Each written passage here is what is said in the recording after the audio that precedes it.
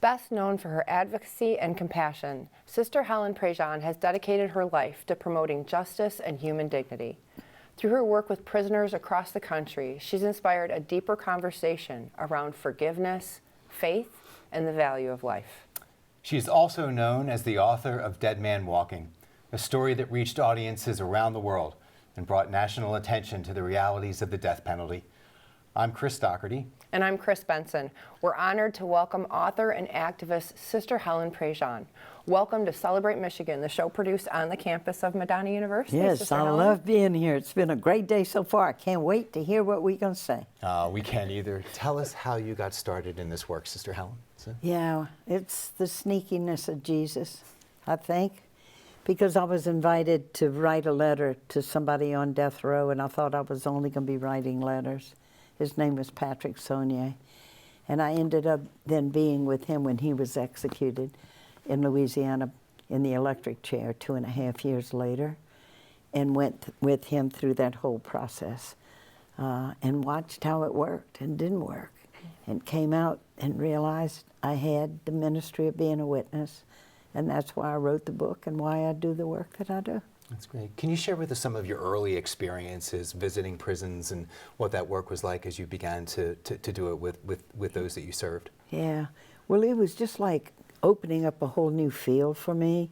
When Tim Robbins was working on the film, all while he's writing the screenplay, he kept saying, the nun is in over her head. And it was, because I'd taught kids, I'd worked in a parish, and then I got involved with poor people in New Orleans, and then wrote The Sky, and then got involved with prison ministry. And I was in over my head, I truly was. I had everything to learn about the law, criminal justice, how the death penalty worked, what the political rhetoric about it was, everything. And so I was just cutting new rows in the field and learning. But I don't know how I experienced God's Spirit in me. It was just like at each stage, okay, here we are. So do this. So I wrote the letter. He wrote back. I wrote, he wrote. And it has a rhythm in it, and it unfolds. And it was like following that wave. That's great. You've been sharing some of those stories with us in many audiences today. Can you share some of those experiences that really stay with you as you've done this work throughout your career? Well, one of them is that Pat, he and his brother Eddie had been involved in the killing of 2 innocent teenage kids. It was a brutal murder. They were shot in the back of the head, and the girl, Loretta Bork, had been raped. So it was horrible, horrible crime. But then I meet him, and I go, oh my God, he's a human being. And that mystery of that people are worth more than the worst thing they've ever done. And so I got to be really close to him. I accompanied him 2.5 years. And so when it got close to his death, and he knew they were going to kill him, and they had called his mama, did he have funeral insurance? Were they going to pick up the body? This gets to be a big question. And of course, his poor mother didn't have any funeral insurance. So he says to me, Sister Helen, would you please see that I get buried, but don't let them bury me here. They're the ones killing me, and they just throw you in a hole in the ground. So I called our sisters. By the way, it's our feast day today, Feast of St. Joseph, Sister St. Joseph, and asked the sisters, can we bury him? And I had to call the sisters to get a funeral home, you know, to embalm his body, to do the wake. The bishop actually said the Mass for him. And so where would he be buried? So the plot that was open with the sisters happened to be Sister Isabel, who had died last. And she was the one, when the young girls would come on their wedding day to introduce the sisters to their new little groom and all, and Izzy would be the one standing in the line saying, I'm glad I don't have to share my bed with no man. And a man is buried next to her for all eternity. So when Tim Robbins was doing the film, he said, you know, we could use a little lightness sometimes. So anyway, they call her Sister Celestine in the movie. But and there's Sister Kathleen Ballinger finding the funeral home. We got to find him a suit. It's just like the sisters were right there with me and praying for me, because it was so scary. It was so frightening. Your sister St. Joseph, we're proud to be sponsored by the Felician Sisters at Yes. Madonna University. Wonderful work. And you mentioned some of the earlier experiences before you started engaging in this ministry. Can you share some of those experiences with us and your work sure. as a sister, and then Yeah. how that led you to the work that you currently do? Yeah. Well, our sisters took very seriously Vatican II when it happened. And that's when I began to study the scriptures and went to work in a parish, worked with adult education. I had taught kids before. And then through the community, too, I learned about justice. We had our sisters down in Latin America. They're coming to our meetings. They're talking about death squads in Nicaragua and El Salvador and what was going on there. And the civil rights movement was happening. It was this call. And for me, the conversion experience actually was growing into the gospel is not just about being charitable to people around us. It was about justice. And it meant then getting immersed in the neighborhood with people. Half of the city of New Orleans are African-American people who live in poverty, and I'd been living out in the suburbs. And then that moving, it's that physical movement into the neighborhood and among the people, and that began to change my life. Because I'd grown up as a young girl in Baton Rouge, Louisiana, and the only way I knew African-American people was as our servants. Ellen worked in the house with Mom, and Jesse worked in the yard. I didn't even know their last names. And Mom and Daddy were kind. They were good, like Daddy helped Jesse get a good job and get a house and all, but justice. So the Sisters of St. Joseph woke me up to justice. And then that's what led me then to move into Hope House. And the sisters supported us in the work, you know, because we didn't make much of a salary, but supporting us in the work. And that's where I was when I got the invitation to write The Man on Death Row. Wow. So much, such a rich history that led to, you know, again, you making the decision to write this like life-changing book. I can't believe we already have to go to a commercial. I hope you'll stay with us because I know Time went fast. I know there's a lot more to this story, and we hope you'll stay with us too. We'll be right back, and we'll continue the conversation with Sister Helen. You may know that name from Dead Man Walking, so stay tuned.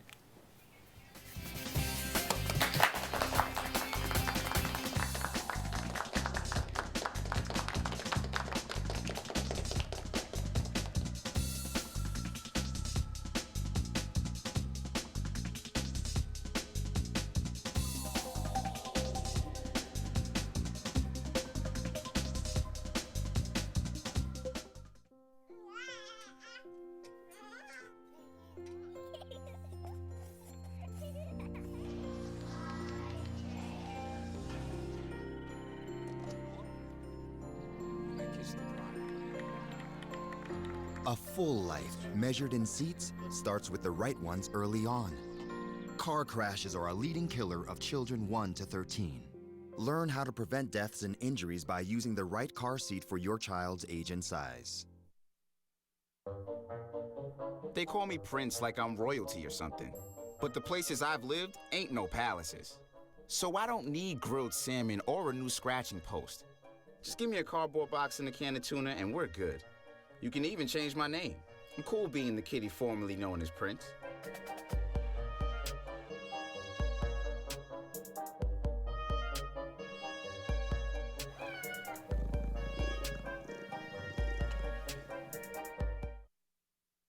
What to expect when you're expecting Like here. a teenager. Today, I'm going to show you how to teen-proof your home. First step, hide the car keys. Preferably somewhere they would never look. Challenges will come up. Be ready for them. Hi, honey. Ready for the... Mom, you don't use mannequins in the mannequin challenge. You don't have to know it all to be a perfect parent. Thousands of teens in foster care will love you just the same. So we were walking to school. I started thinking about lunch. Mom packed me turkey and cheese. She's I really want smart. cheese pizza. Sometimes her mind wanders. We should have a sleepover. I remember saying, Laura? I think I heard Mom say something. The sign says don't walk. Sometimes it's so overwhelming. I really hope she doesn't I have really another hope I bad don't day have at another school bad day at today. school today. When you can see learning and attention issues from their side, you can be on their side. Go to understood.org, a free online resource with support and tools to help your child thrive.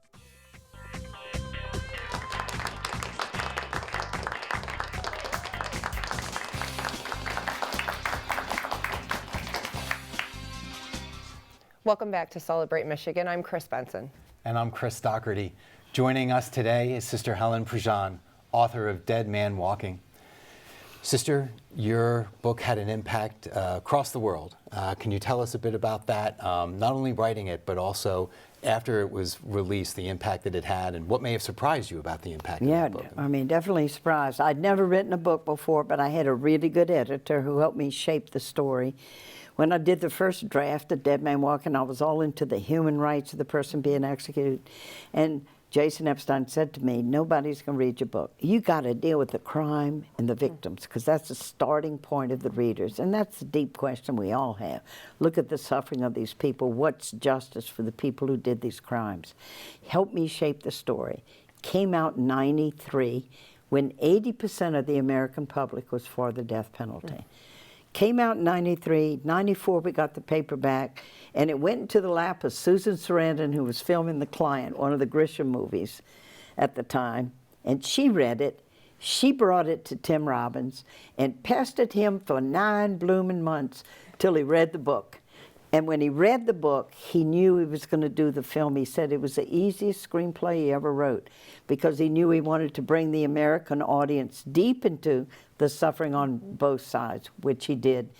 So it became a film, got the Academy Award for Susan, 4 nominations, night of the Annunciation, March 25th, 1996, 1.3 billion people in the world watching, and it gave the book over then to the whole world. It got translated into 10 languages. And then in the year 2000, it became an opera. And it's the most performed modern opera. It's a fantastic opera that got around the world. So we have the book. Tim also did a play for schools.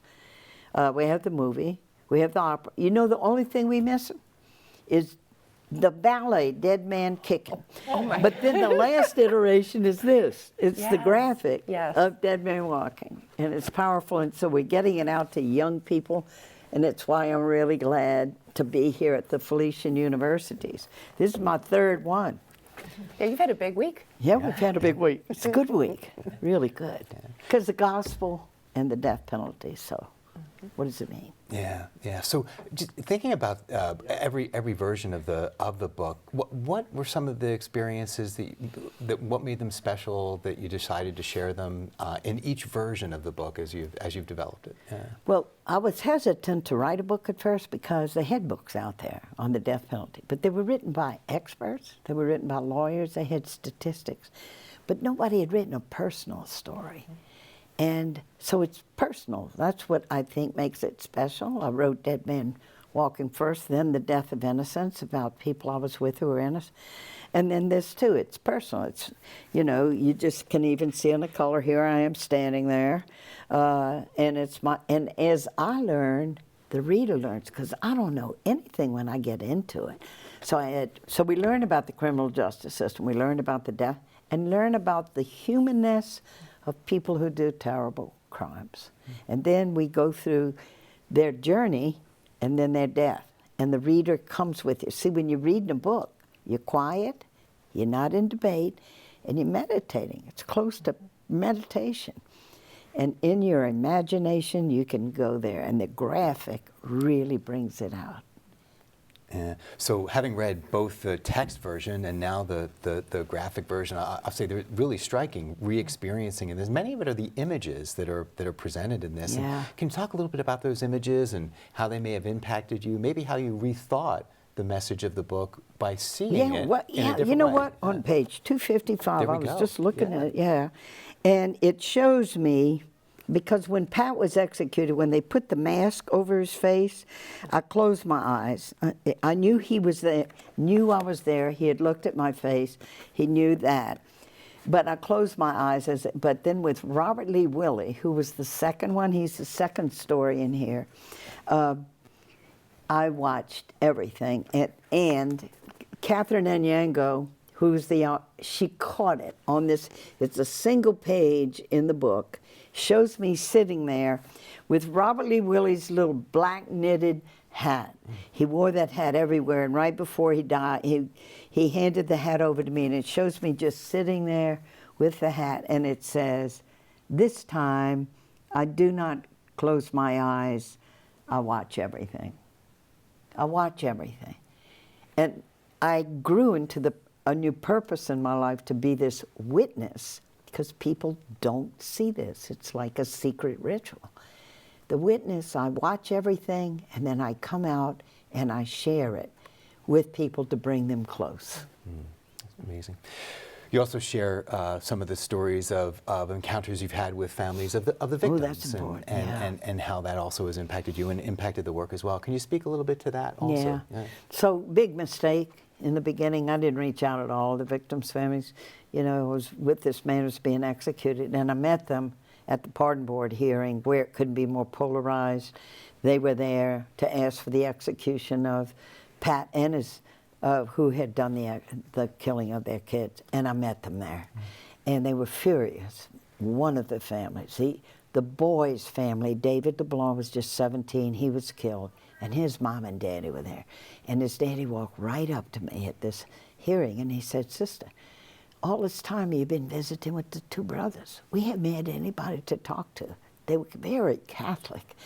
And he just said, "I pray in this little chapel. Come pray with me." He's actually the hero of this book. And we end the story with him, Lloyd LeBlanc, and his journey going to forgiveness, starting out with this anger that was eating him alive like this. And it shows us praying in the chapel, and it shows him trying to make his way through the anger which was consuming him. And then his moment of grace, where he put his hand out like this, and I said, they killed my boy. I'm not going to let them kill me. I'm going to do what Jesus said. And it freed him up from the anger and helped save his life. My gosh.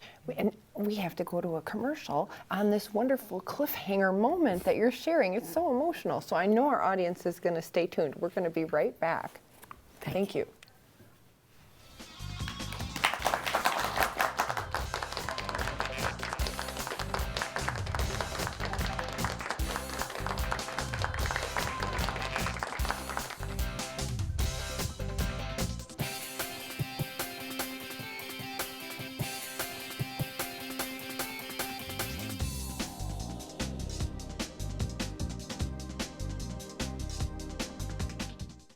Hey, you. Yeah, you. Getting that college education. What are you gonna do? Graduate and take some office job? Be like everybody else? Or will you dare do something different? Like be a teacher. You could be my teacher. You got the skills. The smarts? Yes, you. You could be the teacher I never forget. That'd be cool. Does that corporate job even have recess? What are you gonna make of yourself? What are you gonna make of me?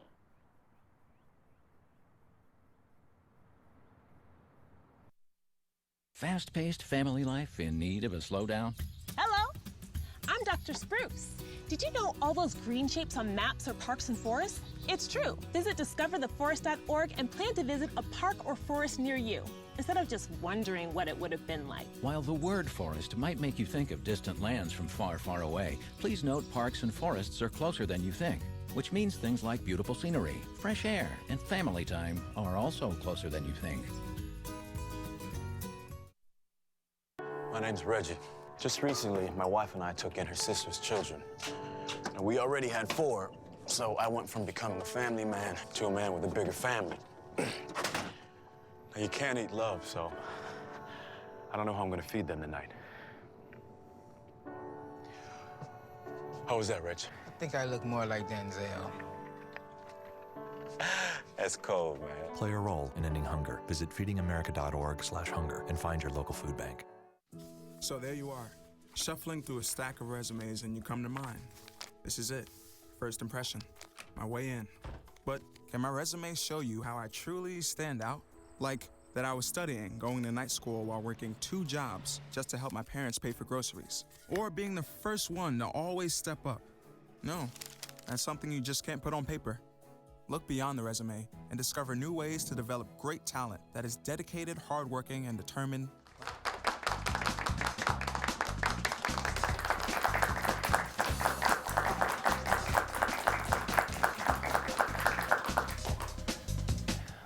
Welcome back to Celebrate Michigan. I'm Chris Doherty. And I'm Chris Benson. We're very honored to have on our show today the author of Dead Men Walking and advocate for abolishing the death penalty, Sister Helen Prejean. We were talking before the break about some of your experience and encounters with some of the victims' families, and you mentioned specifically one story with regard to Lloyd LeBeau, and thought you could share a little bit more about that with our audience. Yes, indeed. So Lloyd LeBlanc was really close to his son David, and the two of them could fix cars together. And so David goes with his girlfriend Loretta out to a football game on a Friday night, November 4th, 1977. And he's never seen alive again. He's found shot in the head in the sugarcane field. And Pat Saunier and his brother, the first ones I get involved with on death row, were the ones who killed him. And then I meet the father, and at first I don't know how to approach the victim's family, but Lloyd LeBlanc approached me, and we go to pray together. And here's a story of grace, because he taught me the real meaning of forgiveness. He said, "Sister, people think forgiveness is weak. Everybody's saying to me, Lloyd, you gotta be for the execution of this man that killed your son. Or it looked like you condoning it, like you kill my son like it's okay." But he said, forgiveness isn't weak. He said, I know the challenge of Jesus. I know what he's calling me to.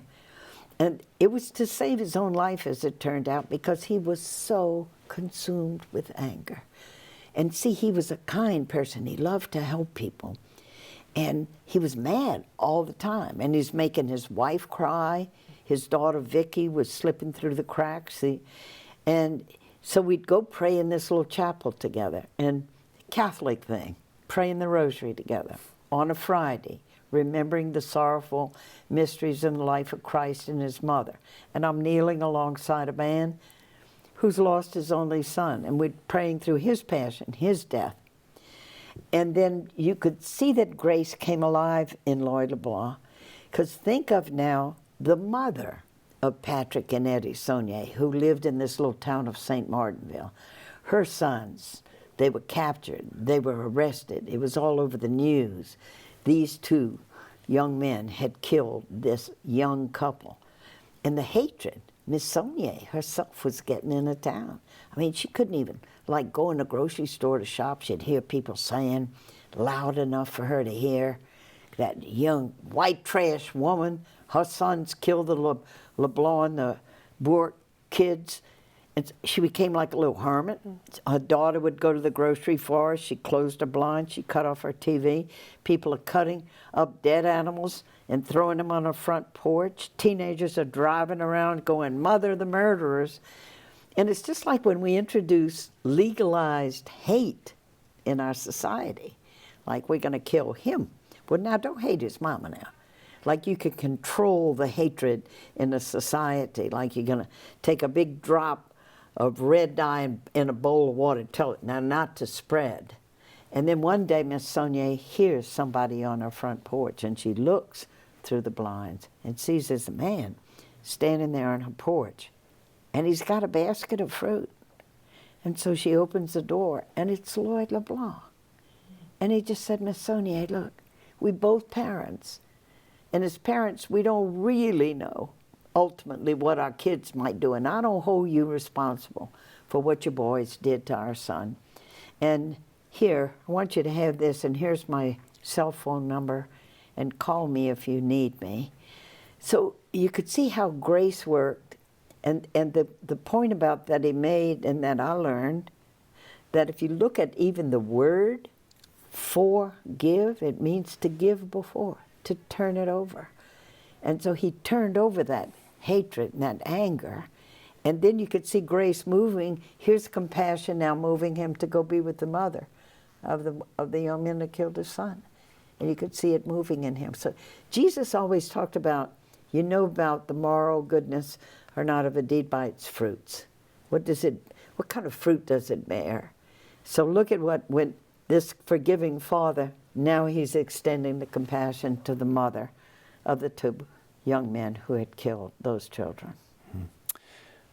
You share the weight of these stories. You share the power of forgiveness. Reflecting on this work, Is there anything you'd like people to know about the death penalty? Yeah. We should talk about the victims' families, because the way it's portrayed in the legal community and prosecutors that go for the death penalty. And I do truly want to celebrate Michigan, because you know you were the first democracy. What was it, 1830? Yeah. That you wrote into your statutes against the death penalty, and all during the 80s and the 90s when politicians were pressing to get the death penalty back in Michigan, you didn't. I love Michigan for that reason. But the way it's portrayed is, oh, we're doing the death penalty for the victim's family.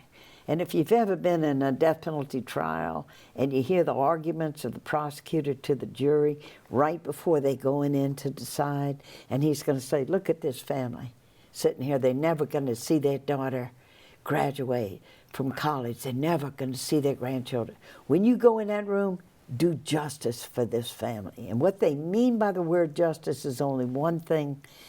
He killed, we kill him. And that's going to, and they try to portray it that this is what we're going to do for the victim's family. And I just have to ask, I've met these families along the way. How can anybody be healed? Average wait is 17 years from the time of the death sentence to watch as the state kills someone. You watch the violence, and that's supposed to heal your heart. I heard one victim's family say, even if I'd watched the execution of the man who killed my child, I'd get back home and the chair where my daughter sat would still be empty. Oh, Sister Helen, you've brought the message of forgiveness to us today, the message of grace. And we have run out of time. Where can the viewers out there get more information about you? What's your website? Yeah, well, our ministry is sisterhelen.org, and that'll bring you on to our social media page. And then there's catholicsmobilizing.org, and that's for the Catholic community around the United States that keeps up with the executions and shows people how to get involved. Thank you so much for being with us today, Sister I loved Helen. it. Yes, and thank you. We'll see you next time on Celebrate Michigan.